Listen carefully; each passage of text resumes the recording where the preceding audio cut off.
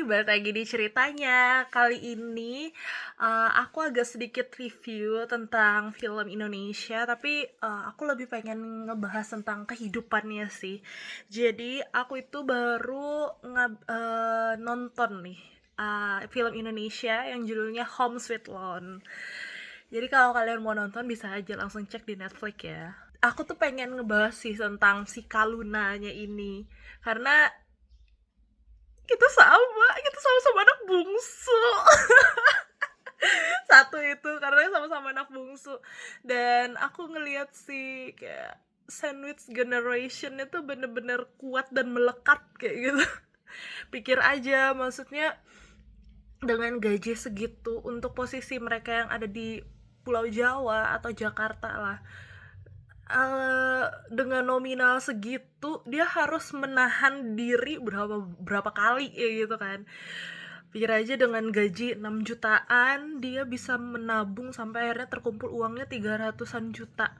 Itu tuh bukanlah hal yang mudah. Aku ngerasa aja ya dengan diri aku yang tinggal di Kalimantan, habis itu dengan gaji yang 4 jutaan, lalu aku udah enak nih, udah rumah sendiri, apa udah serba ada lah, intinya nggak perlu bayar kos dan paling ya bayar air bayar listrik lah. Tapi aku juga ada keperluan kayak cicilan motor ataupun cicilan belanjaan, belanjaan online dan yang lain-lainnya. Tapi kok dia bisa gitu bertahan, dan dia bisa mengatur keuangannya sehebat itu tuh aku takjub sih. Karena aku juga nabung, tapi nggak sampai sebanyak itu. Karena aku masih menyeimbangkan kehidupan aku, kayak ya tadi aku bilang aku ada cicilan dan lain-lain, dan aku juga masih bisa nongkrong sama teman aku walaupun itu nggak sering.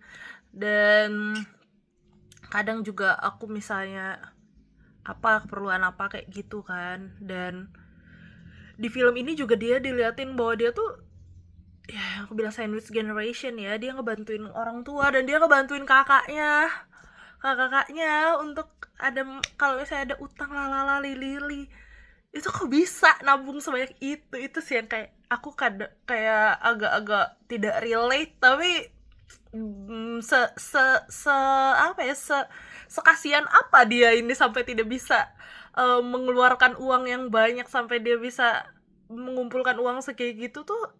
Itu sih yang aku kayak takjub kayak gitu kan. Dan di filmnya itu tuh bener-bener kerasa sih sakitnya gimana ketika anak bungsu. Puji Tuhannya aku nggak gitu sih, tapi ada beberapa hal yang aku relate kayak gitu kan, ketika kayak misalnya dia mengerjakan pekerjaan rumah, padahal sebenarnya banyak orang tuh yang bisa bantu, tapi dia semua yang mengerjakan sendiri. Nah, aku tuh bukan yang kayak gitu, tapi aku pernah merasa di hal itu ketika waktu aku masih SMA kayaknya ya, SMA atau SMP.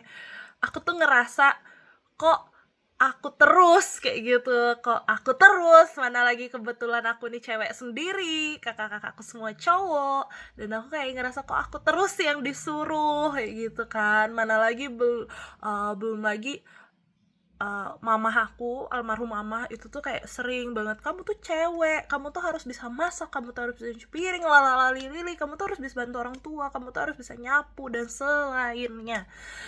Dan itu tuh lumayan bikin aku sempat, aku benci dulu, aku sempat benci sama mamah aku karena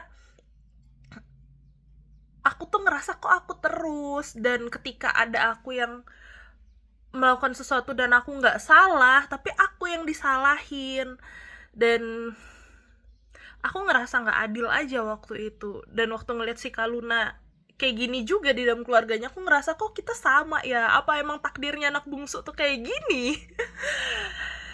Tapi yang aku belajar sih, dari setiap keadaan yang ada tuh pasti ada sesuatu hal yang bakal jadi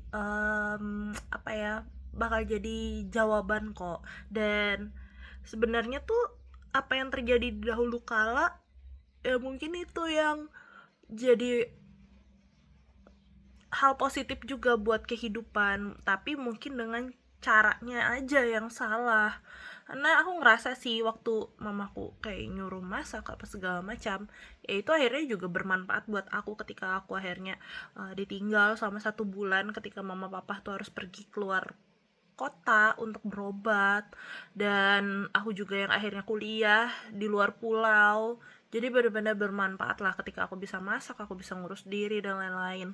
Tapi mungkin caranya aja yang salah ketika harus dengan amukan, dan aku ngerasa kok kayaknya pilih kasih gitu kan.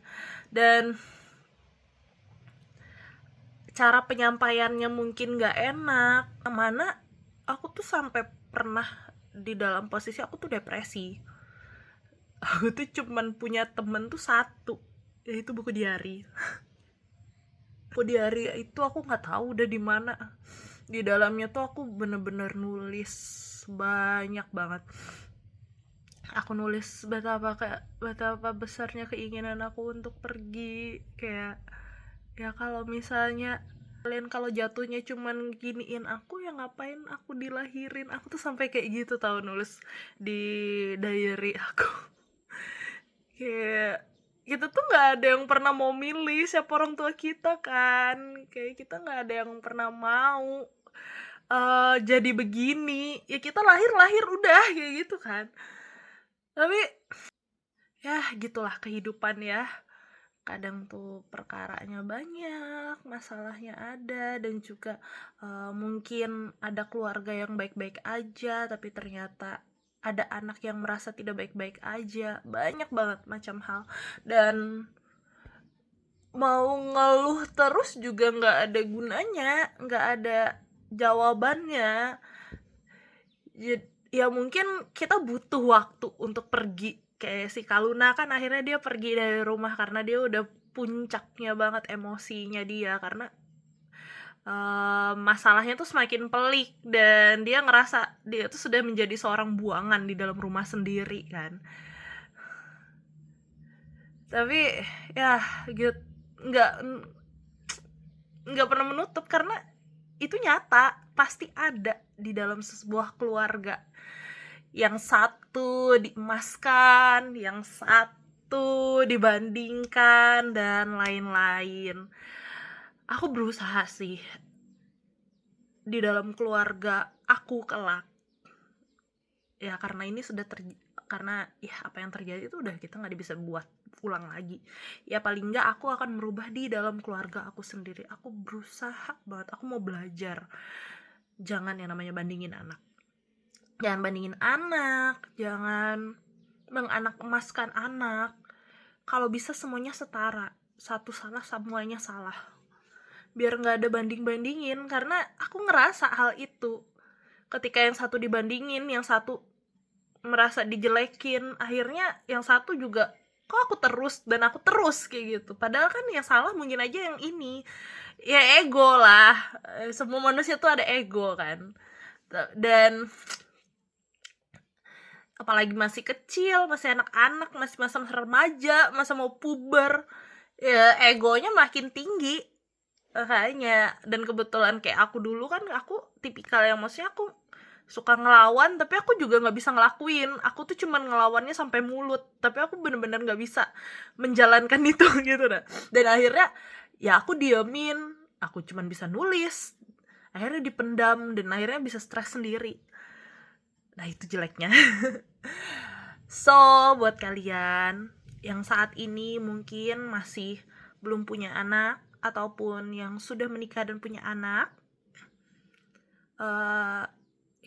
aku mau bilang sih, please jadilah orang tua yang baik, jadilah orang tua yang punya pikiran yang baik terhadap anak-anaknya, dan adil juga sama anak-anaknya. Karena efek apa yang kita lakukan itu tuh dampaknya banyak banget, dampaknya tuh besar banget buat anak kita ntar. Apalagi di masa-masa sulitnya dia, kita maksa dia akan suatu hal sampai akhirnya lupa apa sih keinginannya dia. Please jangan sampai dia hidup karena aturannya kita gitu kan. Jangan sampai dia akhirnya lupa sama mimpinya dia sendiri apa, dan akhirnya dia ngejalanin hidupnya kayak tanpa arah kayak gitu. Untung-untungnya aja kalau misalnya dia ketemu orang di sekeliling dia itu baik. Coba kalau misalnya dia akhirnya kehilangan arah dan akhirnya dia ketemu sama orang-orang yang gak baik, bisa jadi dia akan semakin hilang arah dan dia semakin lupa untuk jalan pulang. Itu sih yang aku pelajari sedikit dari kehidupanku dan juga sedikit dari film yang ada. Kalau kalian mau nonton bisa cek langsung di Netflix ya, karena kalau aku bilang sih film-film keluarga kayak gini tuh bagus banget, dan kita kayak belajar juga ketika nanti kita punya keluarga apa yang harus kita lakukan dan apa yang harus kita tidak lakukan. Sekian, terima kasih sudah menonton. Bye bye.